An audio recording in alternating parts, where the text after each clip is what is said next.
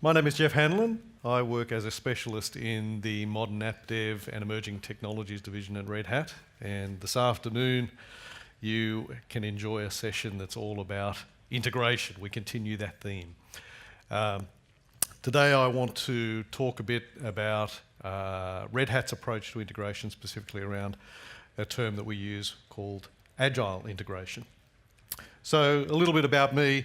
I've been with Red Hat now for around 2.5 years. My background is that of application development, going back a number of years now, and also integration. So we're dealing with two of my passions and also something that I'm quite experienced with and interestingly, something that I continue to have discussions with clients about each and every day. So I think to start off, what I'd like to emphasise is that in terms of software, businesses are expecting more and more from their software capability today. And we're seeing a tremendous amount of pressure put on developers to operations teams and so on. And it's the things that we are all familiar with. We need to get things done faster. We need to ensure that if we are moving more rapidly, we're not sacrificing on quality, we're not causing issues from a security perspective, all very, very similar things. So one of the things that we're seeing in the market is that there is what I would call a convergence between a lot of the application development processes that we see at the moment, such as agile, and integration. It's actually coming together because the approach that we take to developing new apps and services relies very heavily on being able to access data, being able to interface with other systems and services. A great example is around being able to expose corporate data for the purposes of our clients to be able to leverage this. Or perhaps it's something that we want a partner to leverage and be an interface for our clients, something which they call democratizing of data. But in doing that, it creates a burden, a challenge to an organization. How do we open this up? How do we do it properly? How do we enable our capability? And the bottom line of that is really, how do we integrate effectively? So a focus that many organisations have, and this seems to be quite universal, is around the fact that the software and the services that they create now will change rapidly. There is an expectation that what we released last week, and we've already heard today a couple of times, it's going to be overwritten, it's going to be changed, updated, enhanced.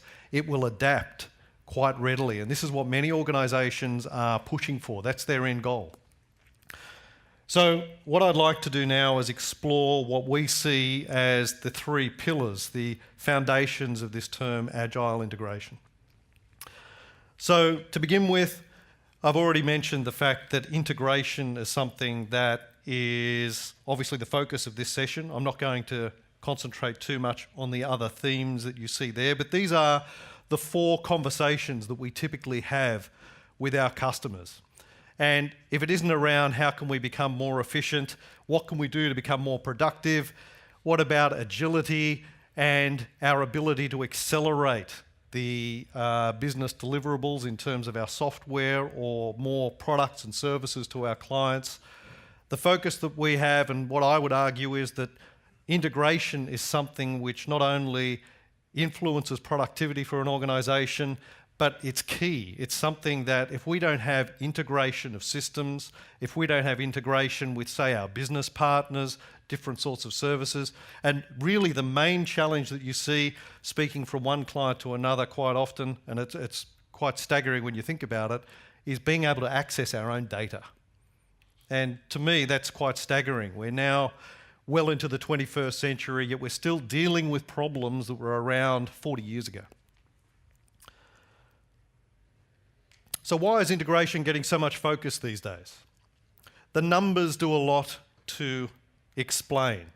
What we're seeing is that with the arrival of social networking, social computing, things such as Facebook, a lot of online social media and so on, this is driving an incredible amount of activity, not to mention things such as mobile. We'll go through the numbers in a second, but the bottom line is, just looking at those numbers, you can appreciate that there are so many connections that are happening now that as a business we need to be mindful of and probably needing to foster those connections ourselves. How do we integrate with those? but also it's over an incredibly varied landscape. More integration points leads to more data flowing in and through our networks. So what this does is create more and more pressure for the IT organisation. Applications and services need to be rapidly created, and they also need to be adaptable so that they can change for customer needs. One of the themes, hopefully you've picked up today, is that while we're very mindful of the fact that culture and people are something that we need to be aware of internally for the changes that we're embarking on, the other factor that needs to be brought up is that, well, what's making this change occur? What's the catalyst? The answer is people. The customer, the voice of the customer, puts incredible pressure on organisations now. And what has happened is that the light bulb has gone on, and at long last, the application developer is back on the throne at the top of the mountain as someone who can make a big difference in this area. Organisations are aware of the fact that their ability to deliver software, to be responsive and adaptable to client needs, can be a competitive differentiator. So integration, given these many points as we can see here, it is a very critical and pervasive function for an organisation. It's a powerful capability. It's something that ends up being a constraint for many organisations, whether or not we can successfully integrate. So as a business, as an architecture group, as a digital leader, as application developers, the question being asked is, how do we harness this explosive growth in data? And you can see here the different types that we're talking about. It's all the usual suspects: big data, mobile technology, social, cloud, Internet of Things, and of course, the API economy. Those numbers are staggering. If you just look at the fact that from a smartphone perspective, Australians have one of the highest smartphone penetrations globally for a country. Many of us don't just have one smartphone, we have two. So we take this quite seriously. But the bottom line is, we are creating more and more of this data deluge, this need to be connected, and what that does is put more and more pressure on those underlying networks and the companies that support these particular platforms for us. So a good example of this is a Red Hat client, Amadeus. Some of you may be familiar with them as a company. If that name is new to you, I'll give you an idea as to how and where you've been exposed to Amadeus before, and that is if any of you book tickets to fly on an airplane. The chances are that transaction has actually gone through the Amadeus backbone, the global backbone.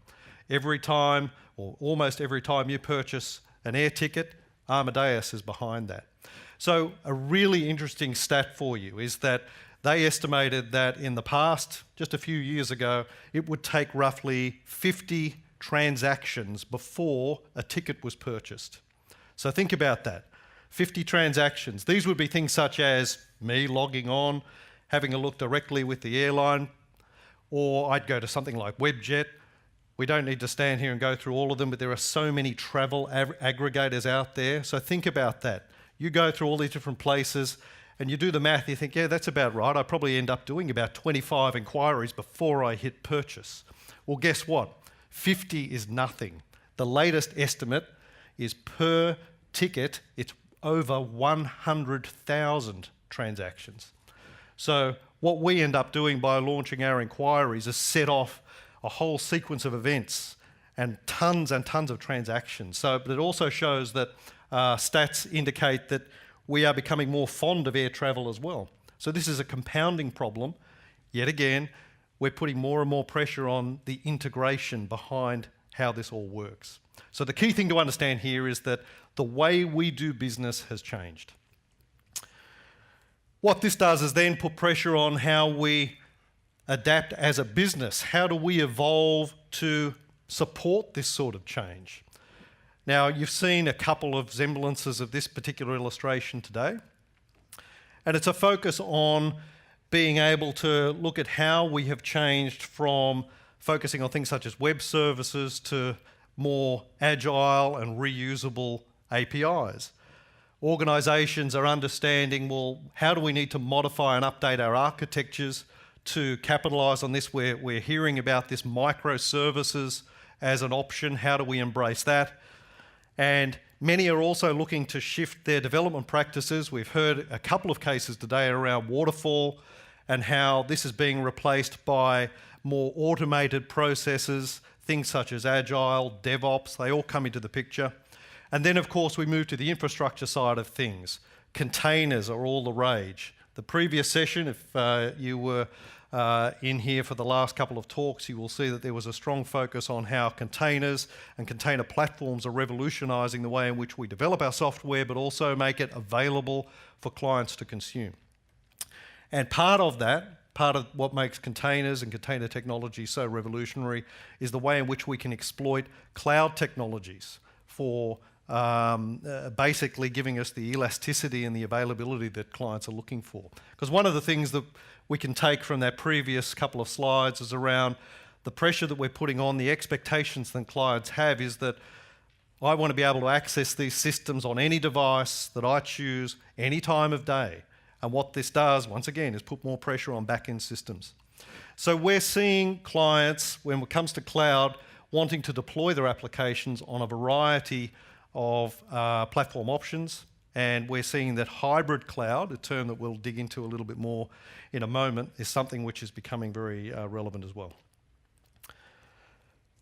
So, hands up here, anyone who is involved in integration. Okay, so there's a number of you. Keep your hands up. I haven't told you to put them down yet. Keep them up if you're using SOA architectural principles. You're using SOA? Wow, I wasn't expecting that at all. There's two of you. Okay, that's not a bad thing, it's just curious. I will continue down this path. No, you can put your hand down now. Thank you very much. So the reason I asked that question is that the point that I was attempting to make was that as things have changed, so too does the approach that we take in how we run IT and how we develop our software. In particular, when we're talking around integration, a model that you will be familiar with is the idea of the centralised ESB, something which was a core tenet of SOA. So, in the past, it was around, we want to centralise our integration. Why do we want to do this? Because we have a whole lot of proprietary connectors that we plan to use. And we've got experts in the company that know how to join these things together. So what you need to do as a corporate citizen or a project manager, you need to approach us with your submission, and what we will do is we'll connect these things up for you and we'll let you know when it's all done and how much it's going to cost. Now, this model sounded okay to begin with, but when we consider that we've moved now from thousands of apps to hundreds of thousands of microservices, suddenly having a centralised means of providing our integration services doesn't quite cut it. The other thing was that the centralised integration service, or ESB, was something which was run very much like a utility service. It was something that you could access. It would make those integrations happen for you, and then it would run them. But once again, it's very much out of your control. You have very little say. You simply say, I want to connect A to B, job done. So it doesn't scale. It also doesn't offer much agility in terms of we need to get in there and make changes. One proven fact, and it's been mentioned several times in different white papers, is that centralised integration destroys agility for a company. So for the couple of you that kept your hands up around SOA for things such as integration, you may wish to reinvestigate that and see whether or not it would still be relevant in light of the fact that the pressures you are now about to come under may cause this to be an unsustainable model. So the bottom line there is that in order to satisfy business needs, we also need to move beyond traditional architectures. Innovation is now taking place with much smaller teams. If we take that centralised model, what we're seeing is that in order to have increased agility, integration is being dispersed throughout the enterprise. It's being moved into smaller teams, more agile teams, and quite often we will find that the small development teams will have one, maybe more integration developers, experts at integration that understand how to work with APIs, microservices, and indeed technology that was based on the ESB model, integration platforms and so on. But the bottom line is we now are able to start leveraging cloud platforms. We're able to look at the interoperability that we require from APIs. And essentially, this is why API management products have exploded just over the last few years. We've got containers as well, which are being utilised for the purposes of integration and utilising cloud platforms. And one of the reasons for that is that containers offer us the ability to scale and also a very high level of redundancy, so that we're ensuring that the services that we create are stable and performant and reliable. It's also a very significant DevOps enabler. So the Integration Competency Centre, something that was also very popular a number of years ago and was in place for quite some time. What we're seeing is that the Integration Competency Centres of the past have morphed, they've changed. As I said before, we're now moving into more of a role where we have product or project teams, and they will have specialist integrators on for the ride. And what they essentially do is focus very much on having a DIY approach to integration.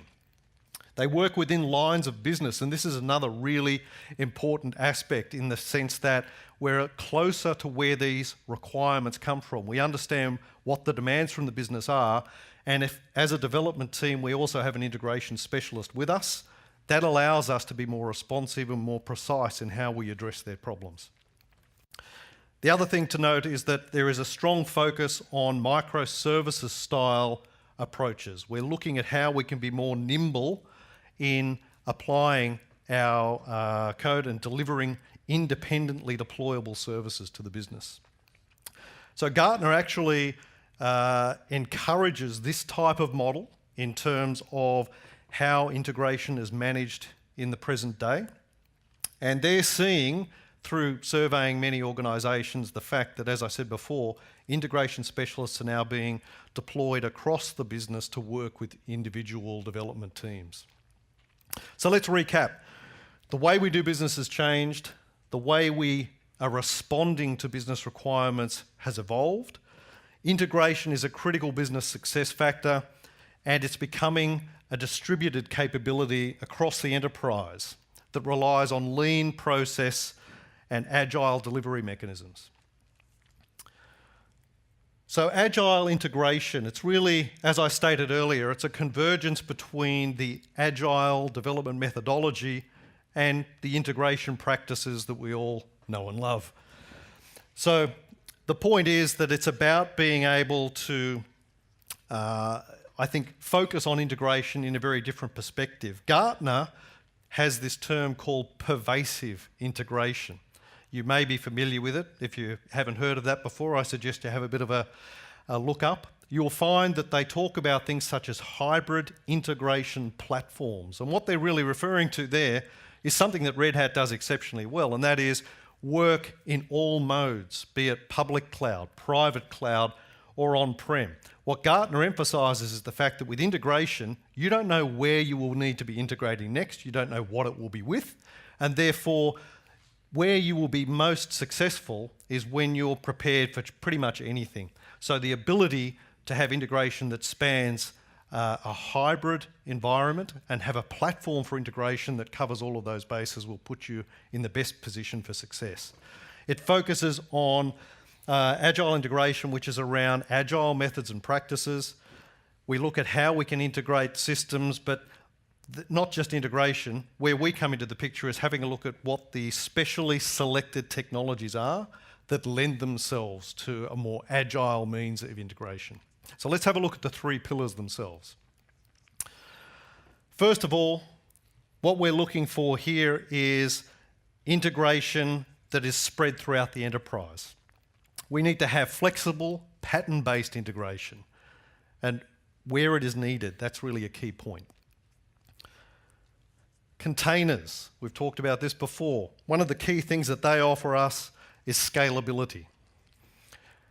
They're fundamental to better software delivery and scaling as application and workloads capacity increases. And then finally, APIs. APIs are now critical for managing internal reuse, fostering innovation and enabling customers and partners to be connected. These are the foundational capabilities of agile integration. Let's look at how we map the Red Hat technologies on top of these. So JBoss Fuse, part of the Red Hat portfolio, our middleware portfolio of products. JBoss Fuse is basically the integration foundation of your APIs. It focuses on a rich set of around 60 integration patterns. Some of you will be familiar with the term CAML, and CAML is something which we've implemented into JBoss Fuse, and these patterns are otherwise known as enterprise integration patterns by the authors Greg Hope and Bobby Wolf. What they did was survey a number of large corporations to understand how they approached integration, right? Where was the consistent approach? I hate to use the word best practice, but that's along those lines. It's like, what is the integration pattern or patterns that are being consistently applied? And if we can document those, we have an understanding as to how main organisations approach common integration challenges. Now, what we've done is taken those patterns, those formalised patterns, and built those into JBoss Fuse, so that it actually means that things such as routing, being able to split traffic, messaging, a lot of sophisticated transformations, the sorts of things that you don't necessarily want or can achieve with APIs, you can work on with an integration platform. And basically this allows you to move away from the classic centralised monolith towards microservices and APIs driven integration points. It is essentially a very flexible and lightweight approach to what could otherwise be very complex integrations. Then of course we have OpenShift, a platform that I'm sure many of you will have become familiar with today. OpenShift is our platform as a service, and it provides core DevOps functionality. OpenShift operates on a container-based development model. We use Docker containers, and if we pop the bonnet on OpenShift, we find that at its heart, it's the insanely popular Kubernetes project. So Kubernetes for container orchestration is what makes OpenShift so successful, and then what Red Hat has done has built a lot of capability around that to make it so that it is an easier proposition to manage, monitor, and control your containers across, once again, hybrid cloud environments. What we're seeing in many cases is that clients are favouring multi-cloud environments for the purposes of redundancy and high availability. And then finally, we have 3Scale. It's all about APIs, right? Manages your traffic from websites. It helps you with your mobile apps. It also allows for things such as B2B connections and so on. 3Scale gives you visibility and control over your APIs. Everything from throttling, policy, security. It's an extremely comprehensive solution, and once again, something which can be very easily applied to a cloud or a container-based environment, because both Red Hat JBoss Fuse and 3Scale can be deployed in containers on OpenShift. So we can run some other technologies in amongst the three pillars. We embrace all of this in DevOps practices and methodologies. We have Ansible. Some of you will be familiar with Ansible as a means of automation orchestration for configuring infrastructure. It's a little bit of, if you like, pre-DevOps DevOps. And then you've got the Red Hat portfolio. So we can add more functionality to just integration. We can integrate with business process, business rules, and we can optimize with things such as data virtualization and data grid and so on. So I was really pleased to see Jessica from Qantas accept her award this morning. They're a terrific example of an organisation which is making steps towards agile integration. In their case, they're taking that iterative approach, and what we're seeing is a focus on APIs first. The reason why they took out that award for enterprise integration was that they are facing a pretty formidable challenge in the sense that, as I described earlier, they've got a hell of a lot of information throughout their enterprise. They're using APIs very creatively to help provide better service and better data in the forms of things such as flight information, customer booking information, that not only improves their capabilities, but it also means that over time, they may choose to externalise this for third parties and business partners to enhance service offerings and products for their clients. And over time, you'll see that they've got a roadmap to develop even more APIs to unlock a lot of the latent data in their enterprise.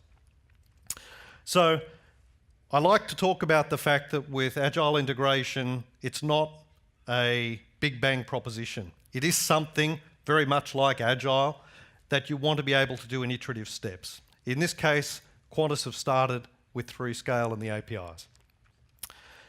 One excellent example of an organisation is Schiphol Airport in Amsterdam. These guys use a multi-cloud hybrid environment based on OpenShift. So they're running OpenShift, they're running across Azure, Amazon, and also combining that with their on-premise virtualized environment. So when we talk about hybrid, this is perfect. It's a great example. Basically what they're doing is focusing on creating APIs. So we've now covered OpenShift and also APIs. We've got APIs that focus on their flight API, which shares flight details and traffic information, and it provides information to passengers such as gate numbers, flight times, delays, check-in times, etc. So they also share their APIs with partners for added value. And then underneath all of this, they've got JBoss Fuse. And they use that for a lot of the on-premise integrations and a lot of the data transformation that is necessary. Then what they do is share that through their APIs. So the Agile integration example that Schiphol gives is a terrific combination of those three products. And then finally, sticking to the airline theme and the runway, here is another organisation that has taken their tentative steps down the Agile integration path. Avianca. So this is an organisation that owns around 10 airlines, and their focus is how can we manage our applications but also have an integration framework that is open and adaptable enough to help us grow more, right? They don't necessarily grow organically. In this day and age, it's all about who you can acquire next, and they found that they were able to reduce the time it took to acquire a company and then integrate with their systems by more than half through adopting the JBoss Fuse technology. They found that it was something where they compared it to an incumbent technology and a couple of others that they did a bit of a market scan on. JBoss Fuse was 10 times faster in its ability to help them to integrate with other businesses.